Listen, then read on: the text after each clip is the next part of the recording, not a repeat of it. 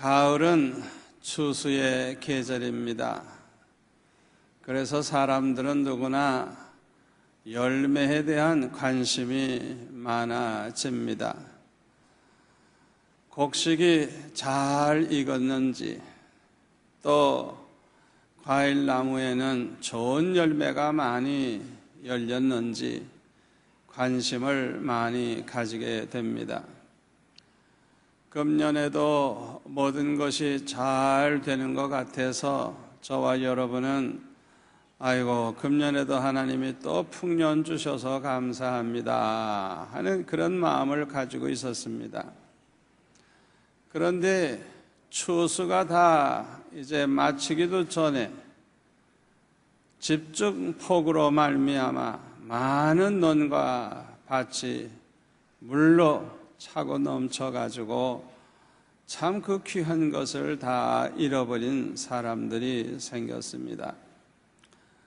1년 동안 농사하느라고 얼마나 고생했는데 수확을 앞두고 이렇게 갑자기 집중폭우로 다 잃어버리게 되니 얼마나 기가 막히고 마음이 아팠겠습니까?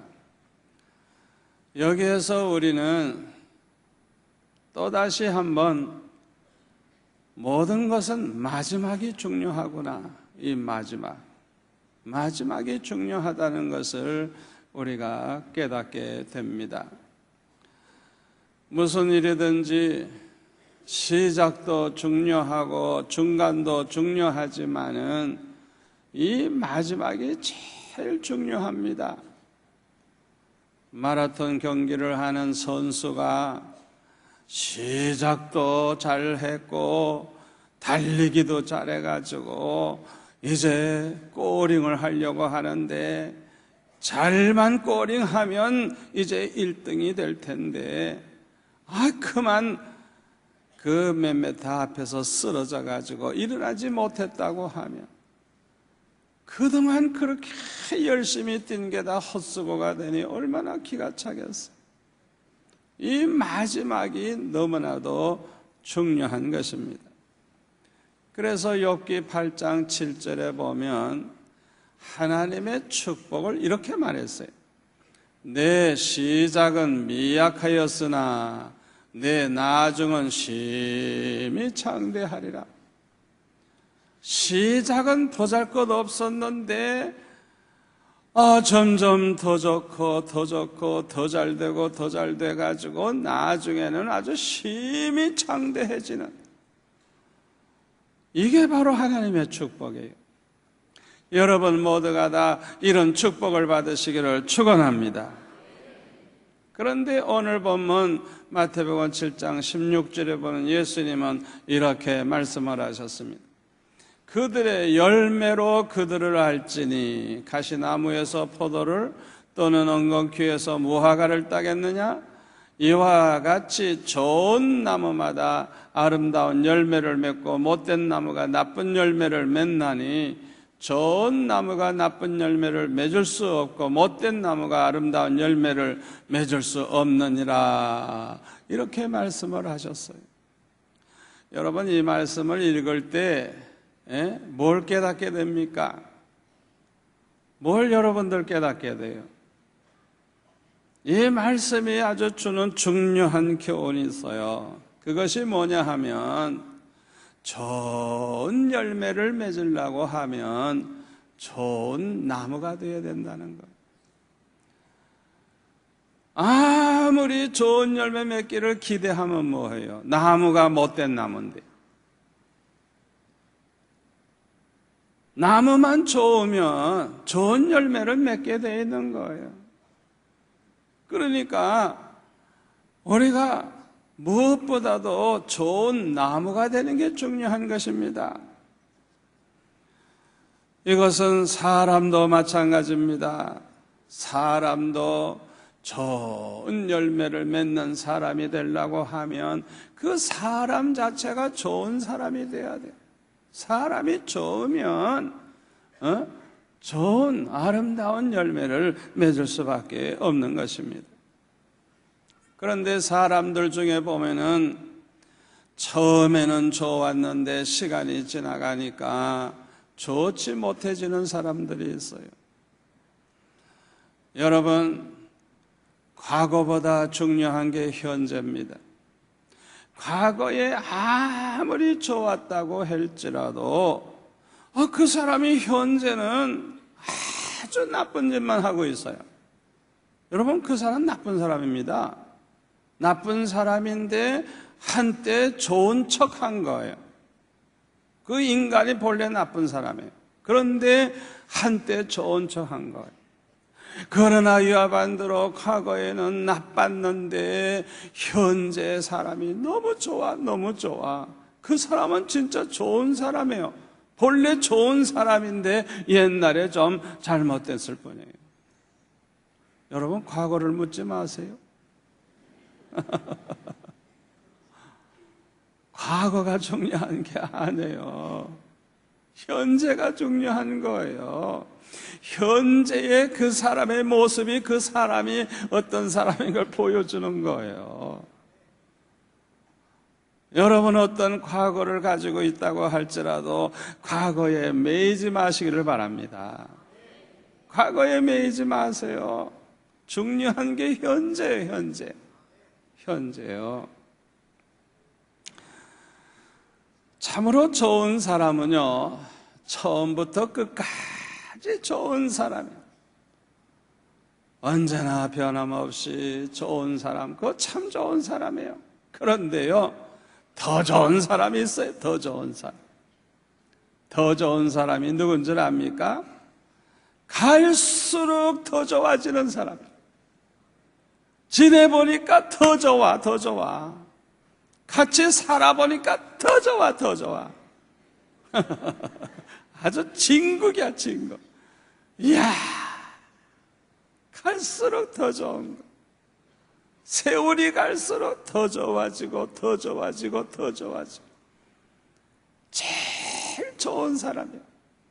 이런 사람은 천에 하나, 만에 하나 있을까 말까 합니다만은, 참 감사하게도 우리 교회는 이런 사람들이 너무너무 많아요.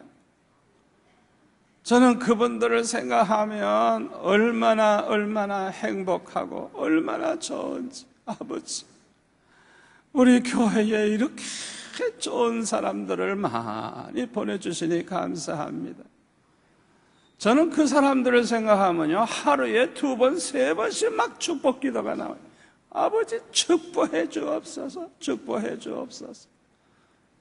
이들에게 100배의 복을 달라고 하나님 앞에 그냥 축복이 그냥 막 저절로 나와요. 저절로 나와요.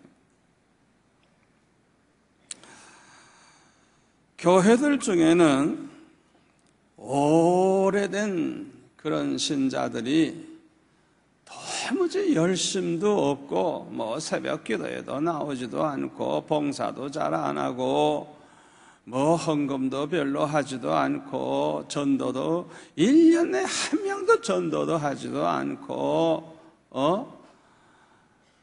자기도 안 하면서 남들 일하는 것까지 그냥 잔소리나 하고 자기가 오래된 사람이라고 내주장이나 하고 고집이나 부리고 이래가지고 교회를 아주 침체하도록, 교회가 부흥되지 않도록 가로막는 그런 사람들이 있어요. 이런 사람들 때문에 교회마다 얼마나 골치를 앓고 있는지 몰라요. 그 열매가 너무나도 아름답지를 못합니다. 이런 사람들에 대해서 마태복음 7장 19절에 보면 예수님은 이렇게 말씀하십니다. 아름다운 열매를 맺지 아니하는 나무마다 찍혀 불에 던져지느니라. 나무를 찍어서 아궁이에 집어넣듯이 반드시 하나님의 심판이 있다는 거예요. 얼마나 무서운 말씀인지 몰라요. 그런데요, 우리 교회는요, 오래된 성도들이 너무나도 열매가 아름다워요. 세월이 가면 갈수록 점점 더 아름답게 변하는 것을 볼 수가 있어요. 우리 교회에 한 30년 전부터 나오신 분들, 20년 전부터 나오신 분들 보면은 오늘날 보면 얼마나 그렇게 점잖으시고 온유하시고 얼마나 변함없이 교역자들을 사랑하고 얼마나 아름답게 그 늙어가는 그 모습을 볼 때, 이야, 참 귀한 분들이다. 참 귀한 분들이다. 옛날에는 그렇게 성품이 좋지 않았던 분인데 그동안에 얼마나 은혜를 많이 받았는지, 얼마나 그렇게 아름답게 변화되어 있는지, 그분들을 볼 때 그냥 하나님 앞에 그냥 감사가 저절로 나와요. 다른 교회 목사님들이 저를 보면 그럽니다. 목사님, 그 교회 아무개 집사 있죠? 예, 그 집사님이요, 굉장히 충성하고 너무너무 좋습니다. 그러니까 그 목사님 뭐라는 줄 알아요? 그 집사님 우리 교회에 있을 때 아주 개떡 같은 집사였다고. 얼마나 골치 아팠는지. 그 집사 없어지니까 그냥 이 아픈 이 빼는 것과 같이 그냥 얼마나 속이 시원한지 그냥 그랬다는 거예요. 그런데 수영로교회 가가지고 어떻게 그렇게 달라졌는지 모르겠다. 그래서 제가 뭐라 그랬게요? 모든 게 하나님의 은혜입니다. 하나님이 그냥 은혜를 주시니까 어떻게 그렇게 아름답게 변하는지, 이것이 우리에게 축복인 줄로 믿습니다. 그러면 우리 성도들에게 어떤 열매가 있어야 할까요? 첫째로는 빛의 열매가 있어야 합니다. 하나님은 빛이시라 그랬어요. 빛 대신 하나님의 자녀가 되면 그 사람은 빛의 자녀이기 때문에 반드시 빛의 열매가 있게 됩니다. 에베소서 5장 9절에 보면 빛의 열매는 모든 착함과 의로움과 진실함에 있느니라 그랬어요.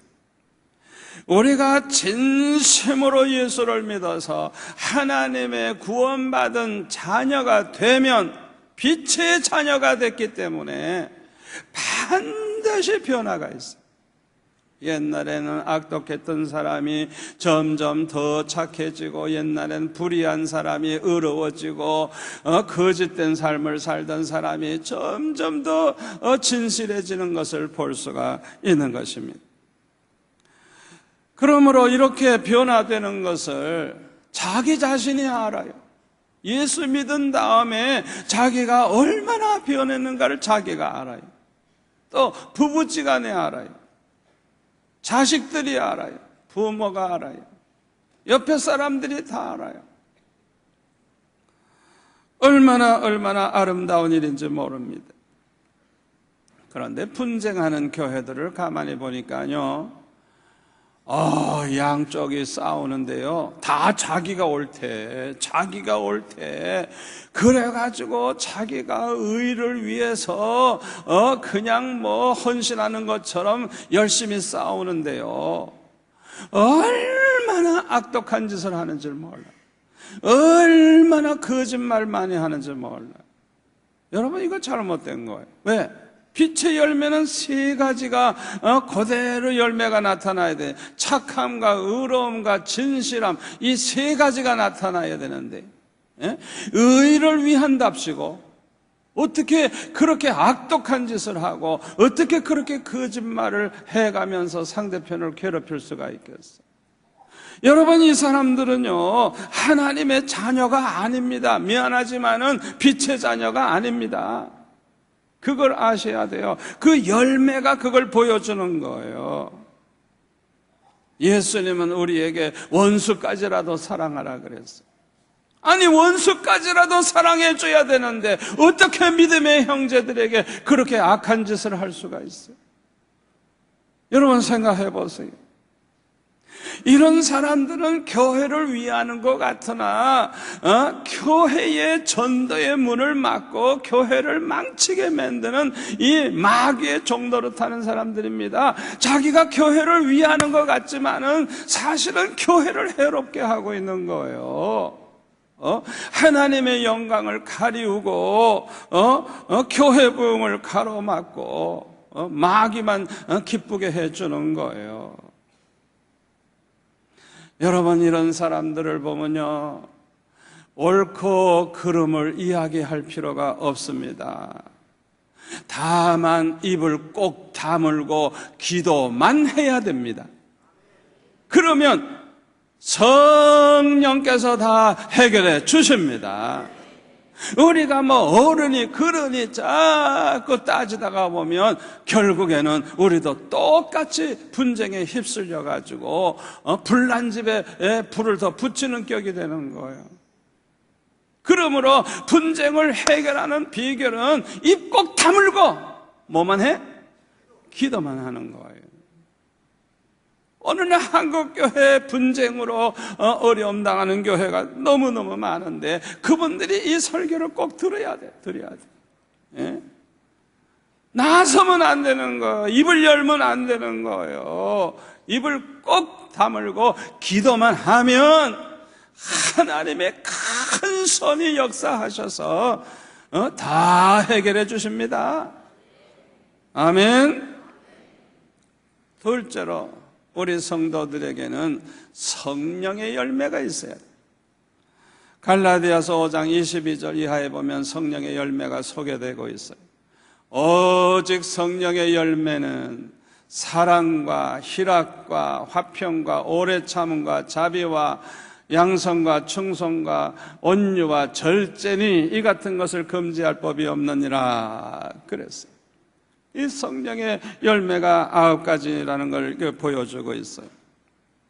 우리 예수 믿는 사람들 속에는요, 하나님의 성령이 계십니다. 여러분 안에는 하나님의 성령이 계시다는 걸 믿으시기를 바랍니다. 그래서 고린도전서 3장 16절에 보면은 너희는 너희가 하나님의 성전인 것과 하나님의 성령이 너희 안에 계시는 것을 알지 못하느냐 그랬어요. 우리 안에는 하나님의 성령이 계시기 때문에 이 하나님의 성령을 모시고 사는 우리 성도들은 자신도 모르는 사이에 성령의 열매가 나타나기 시작하는 것입니다. 아멘. 이 성령의 열매 중에 첫째가 사랑이에요. 사랑. 이 사랑은 아가페의 사랑인데요, 2가지 특징이 있어요. 하나는 뭐냐 하면 선행적 사랑이에요. 선행적 사랑. 먼저 행하는 사랑. 상대편이 나를 대접을 잘하기 때문에 마지못해 대접하는 거, 그건 사랑 아니에요.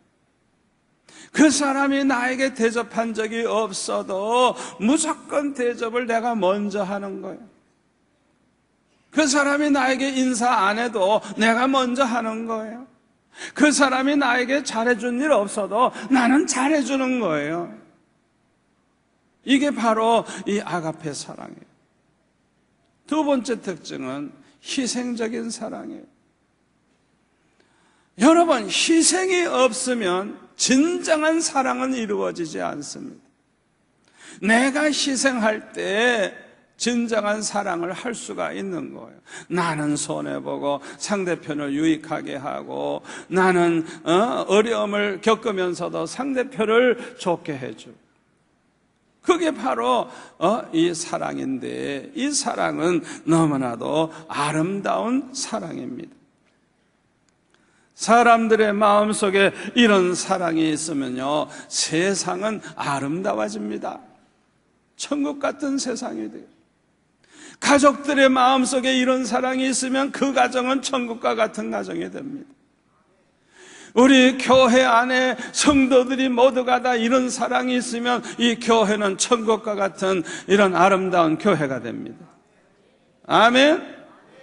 이 사회에 이런 사랑을 가진 사람이 많으면 이 세상이 아름다운 세상으로 변화가 되는 것입니다. 이런 사랑이 있을 때 세상이 아름다워지는 이유가 있어요. 왜냐하면요, 이런 사랑을 가진 사람들이 모인 곳에는요, 희락이 있어요. 그냥 이렇게 사랑을 가지고 모였으니까 기쁨이 있고 즐거움이 있고요, 화평하게 되고요, 어려운 일이 있어도 잘 참아주게 되고요, 그뿐만 아니라 이렇게 사랑이 있으니까 자비를 베풀고 긍휼을 베풀고요, 너무너무 아름다워지는 것입니다. 또 이 성령의 열매를 보면 충성의 열매가 있어요. 충성. 하나님을 사랑하는 사람, 교회를 사랑하는 사람, 죽도록 충성합니다. 사랑하는 마음이만큼 그렇게 충성하는 것을 볼 수가 있어요. 그리고 성령의 열매를 보면 온유의 열매가 있어요. 이 온유는 그 원어의 뜻이 무슨 뜻이냐 하면 아주 길들여진 그런 말, 아주 훈련 잘 시킨 말, 아주 길들여진 그 개와 같은 거예요. 아주 잘 길들여진 것. 그래서 앉아라 그러면 앉고, 일어나라 하면 일어나고, 가라 하면 가고, 서라 하면 서고, 오라 하면 오고, 얼마나 말을 잘 듣는지 그걸 말하는 거예요. 그런데 민수기 12장 3절에 보면 성경은 이렇게 증거합니다.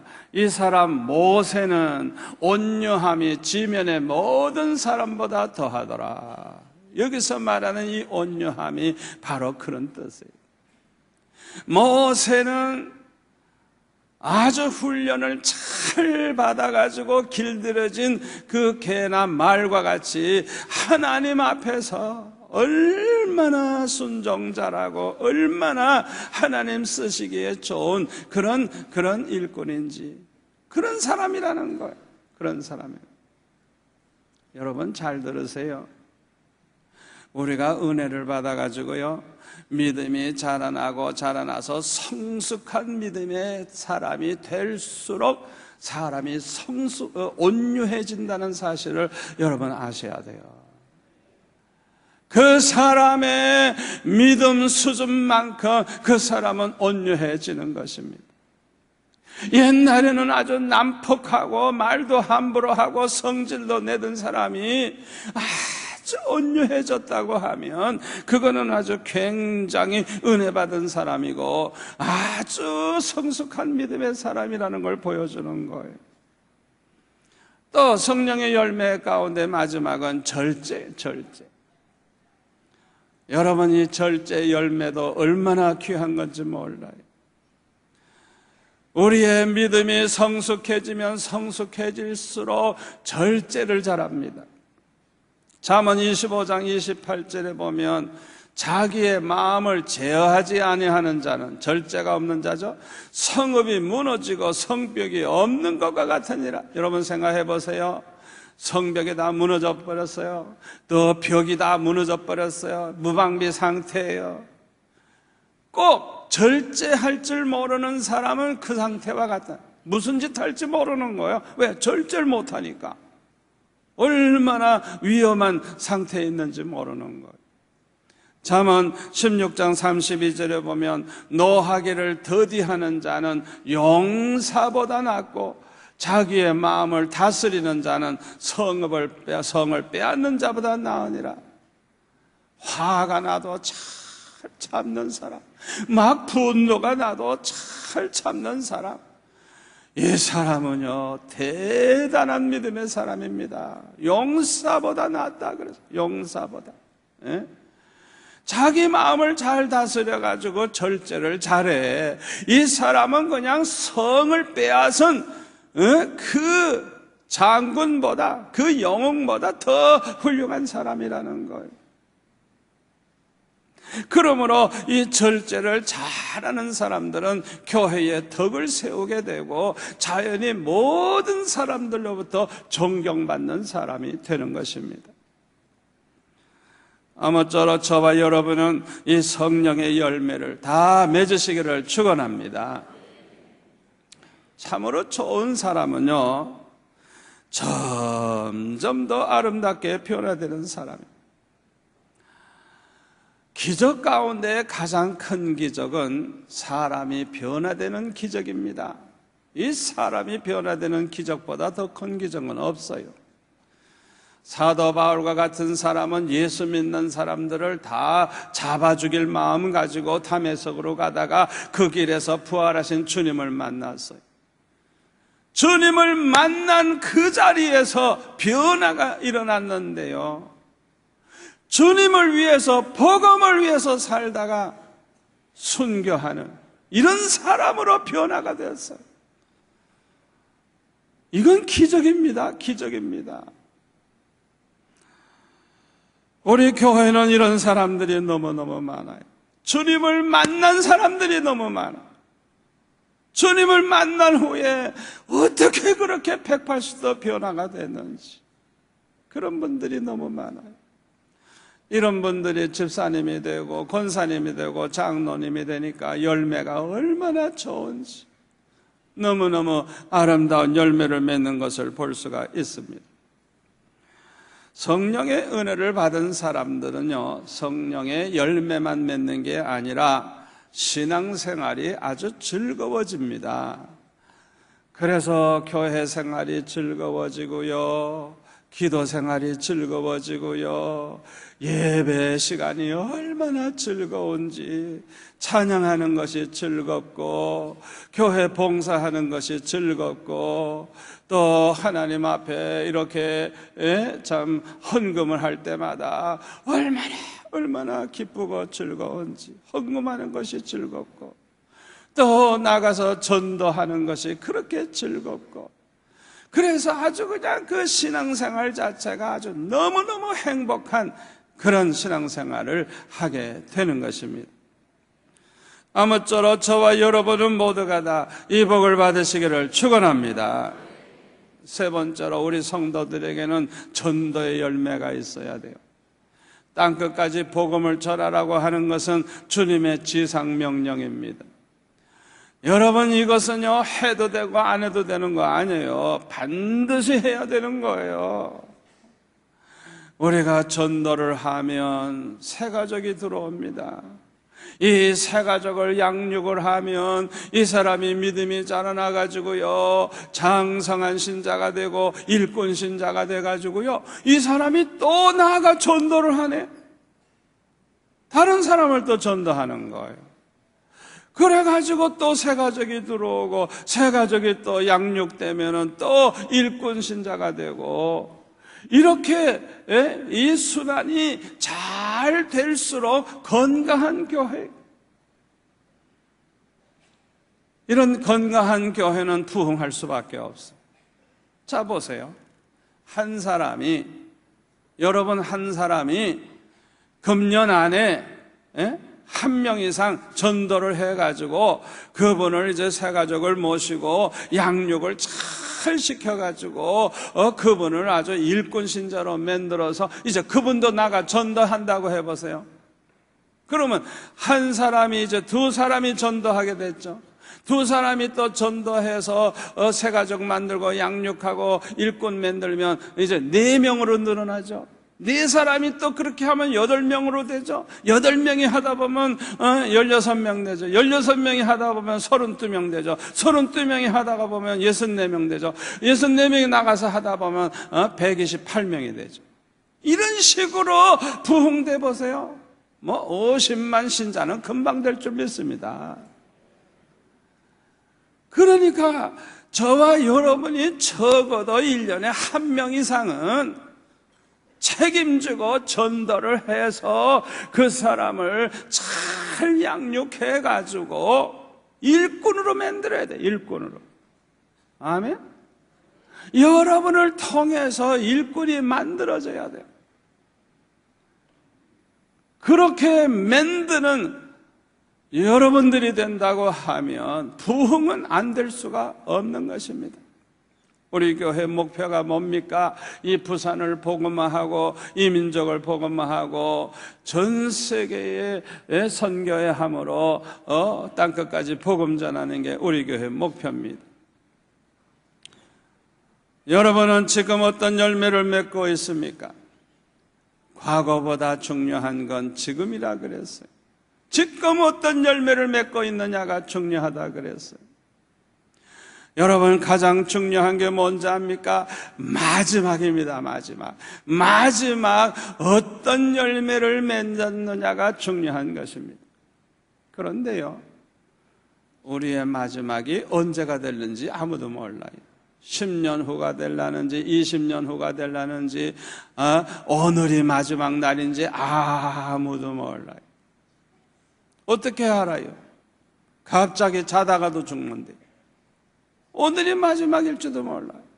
그러므로 지혜로운 사람은 오늘이 마지막 날일지도 모른다 생각을 하고 오늘 아름다운 열매를 맺으면서 사는 사람이 가장 지혜로운 사람인 것입니다. 오늘이 나의 마지막이라고 생각하고 그렇게 아름다운 열매를 맺으면서 날마다 살다가 보니까 그 사람은 아주 아름다운 열매로 마지막까지 장식하게 되는 거예요. 얼마나 우리 하나님이 기뻐하시겠어요. 아무쪼록 저와 여러분은 하나님이 기뻐하시는 아름다운 열매를 맺으면서 남은 생에 살아가시기를 축원합니다. 기도하겠습니다. 아버지 하나님, 감사합니다. 우리 교회에 이렇게 좋은 열매 맺는 성도들이 많게 하시니 감사합니다. 아버지야, 간구하오니 우리 성도들 모두가 다 주님 앞에 칭찬 듣고 상급받는 좋은 열매 맺는 성도 되게 하여 주옵소서. 예수님의 이름으로 기도하옵나이다. 아멘.